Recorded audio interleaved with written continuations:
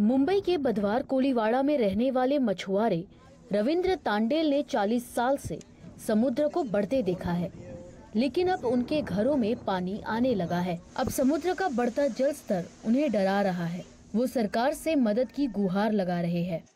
40 साल में पानी का स्तर बढ़ते हुए बढ़ता दिख रहा है, लेकिन जो यहाँ पे जो अभी जो काम किया है इसकी वजह से थोड़ा बहुत तकलीफ कम है।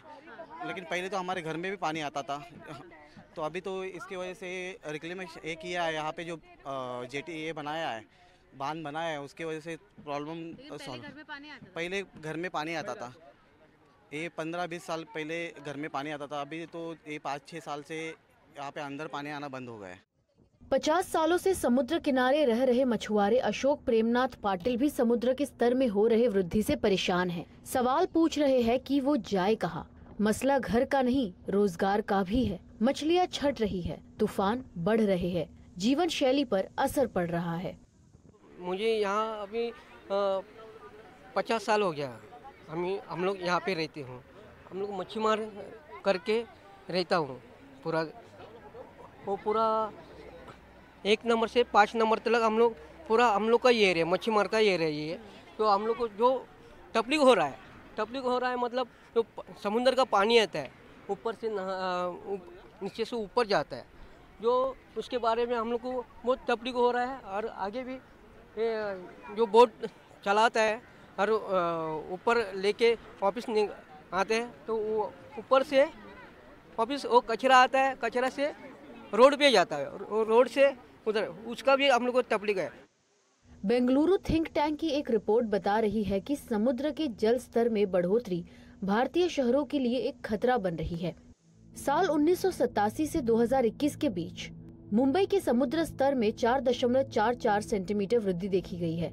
हल्दिया में 2.72 सेंटीमीटर, विशाखापट्टनम में 2.38 सेंटीमीटर, कोच्चि में 2.21 सेंटीमीटर, पारादीप में 0.71 सेंटीमीटर और चेन्नई में 0.67 सेंटीमीटर में बढ़ोतरी देखी गई है।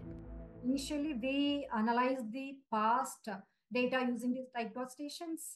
हमने ग्लोबल डेटा सर्च कर इस रिपोर्ट को तैयार किया है। लेटेस्ट आईपीसीसी में मौजूद सभी डेटा को एनालाइज किया है।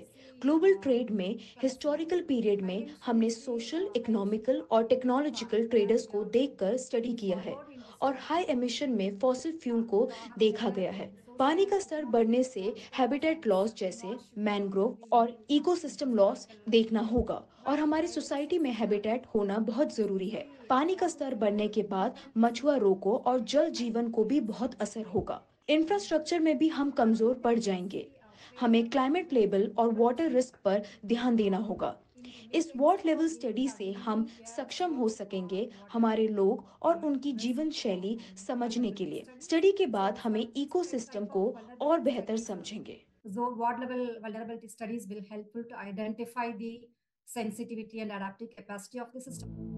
बेंगलुरु थिंक टैंक की रिपोर्ट के मुताबिक अगर ऐसे ही हालात रहे तो साल 2100 तक मुंबई में समुद्र 76.2 सेंटीमीटर ऊंचा हो जाएगा, जबकि पणजी में 75.5 सेंटीमीटर, उडुपी में 75.3 सेंटीमीटर, मंगलुरु में 75.2 सेंटीमीटर, कोझिकोड में 75.1 सेंटीमीटर, कोच्चि में 74.9 सेंटीमीटर, तिरुवनंतपुरम में 74.7 सेंटीमीटर और कन्याकुमारी में 74.7 सेंटीमीटर की बढ़ोतरी देखने मिल सकती है।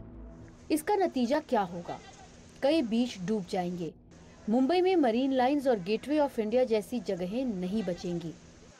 एक खतरे की संकेत तो है, बट टूरिज्म इंडस्ट्री के वाइज अगर आप हमें ये सवाल पूछते हैं तो हमारे एक्सपीरियंस के हिसाब से the up country clients which we have been serving, हम लोग जो फॉरेन से विदेशों से जो आते हैं लोग, उसमें हर एक क्लाइंट 99% हर एक क्लाइंट की एंट्री पॉइंट मुंबई होती है या एग्जिट पॉइंट मुंबई होती है।